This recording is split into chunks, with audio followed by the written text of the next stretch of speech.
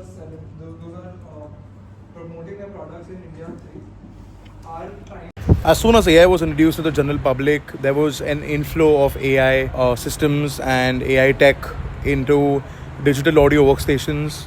It came first to your Logic Pro, then it came to Ableton and FL as well.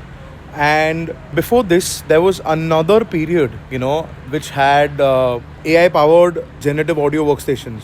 Like the ones that we had earlier were called digital audio workstations. And generative audio workstations basically started, harnessing the power of your GPU, sometimes even TPU, XPU in your computer along with your CPU to basically give you samples on demand, highly customizable, hyper personalized to your requirement with just a small prompt, right? And somewhere I feel that a lot of artists were unhappy with the fact that this happened. Recently, we also saw Rosalia, the artist, who went completely raw while producing one of her greatest tracks. But one thing which people need to understand, and you do too, is that when the calculators were introduced, people thought that, we as mathematicians, our jobs will be lost, but they weren't. When computers came, a lot of people were like, they won't need us anymore. But it just became another tool. So every time humanity gets another tool, this happens. There is a pattern which is always repeated, and then this happens where people, first say that tool is bad, or like this is going to happen, that is going to happen, and then it all boils down to a mere tool that people use, which is really cool. So that is something which people need to consider. You are an artist, but not to mention that there are things that you do on a daily basis, something that an AI agent can do. You are an artist, but you also need to understand that there are some technicalities that you may not know of, but you still need it to be done because that is where you want to be. So you will use something that will help you to do so. It is a tool. It won't mess around with who you are, okay?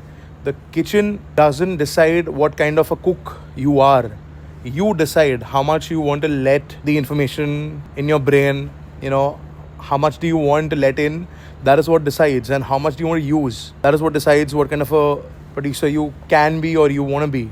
So these things matter, right? As if we talk about the culture of music, I feel that people will not know the difference, at least right now, between AI and non-AI music, because however nascent AI is right now, it is still giving pretty good results when it comes to Suno, Udio, Wavtool, stuff like that. I mean, services like that, basically. But from a tech perspective, which needs to be covered as well here, it's going to be a totally different vibe. A totally different industry will be born. Curation will be a number one tactic used by a lot of producers to market their songs, rather than just putting in a lot of communications when it comes to your marketing, advertising, PR, promotions, sales, stuff like that. What it means for you, the consumer will actually have more options than usual, right? Which is a really, really good thing. But then again, because of that, there'll also come a point of market saturation, a point of content saturation, and a point of, if I'm not mistaken, talent saturation. Why? Because it'll be easy for anyone and everyone to join the bandwagon of production and do it, which is a really, really good thing. But then this is how it happens. It starts, it goes up, it sustains, and then it comes down again, and then this is how it repeats. I like to call it the ADSR curve, which is also known as attack, decay, sustain, and release curve. It's a crucial part of how samples are created, of how it's like the backbone of literally every sound out there, which is really cool. And I feel that if you look at this from a perspective where you are using AI as a mere tool, as a producer, or anyone in the music industry, or even if you want to start doing it, it's a really good idea. But again, for you, since you are always learning something, right, use it as a small tool and not as a crutch. Use it as a companion, but not as someone who will end up doing your own job completely. Have some control over it, since you guys are the ones who have your own brand, and it matters a lot that you take into consideration what comes out of your brand in terms of content, in terms of songs, in terms of anything that you guys are creating, in terms of art, in terms of culture, the vibe, the emotions, the expression, everything, right? Apart from that, what I feel that, what the tech industry is going to do, what, I feel distribution has a lot of AI into it. Yeah. The tech industry, which develops all these tools, will have a blast. It'll be very difficult for them to create such tools and deploy them in less time, because the attention span of people is going down day by day because of hyper short content. But I feel that there are plenty of songs out there on the internet, and I won't take names, but there have been companies who have been training their models using unlicensed content. So these tech companies which create your GAWs, which are your generative audio workstations, they also have access to a lot of songs that artists have made without using AI. And if people back in the day used to copy a lot of songs, because there's a saying, and there's a saying for a reason: copy like an artist.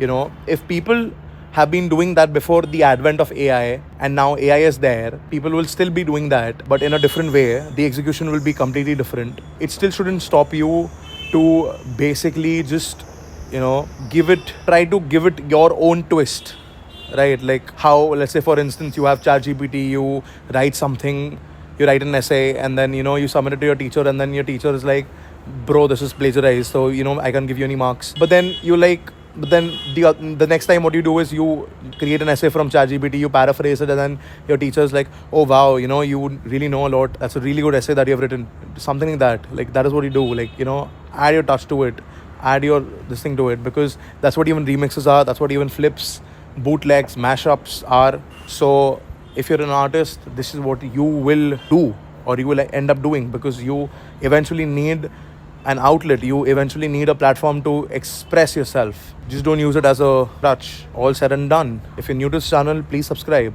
I also write podcasts, they're on Spotify. I write blogs, they're on Medium. For people who like gore, I put a lot of content on Pinterest. You can follow me on Instagram at Cynokode, or you can directly email me on my email listed down below. So check it out. My latest song, Nexora, is out now. Check that out as well. More songs coming your way. A lot of aggressive dubstep music is coming your way. So check that out. Stay tuned. And yeah, let me know what you feel. Till then, peace.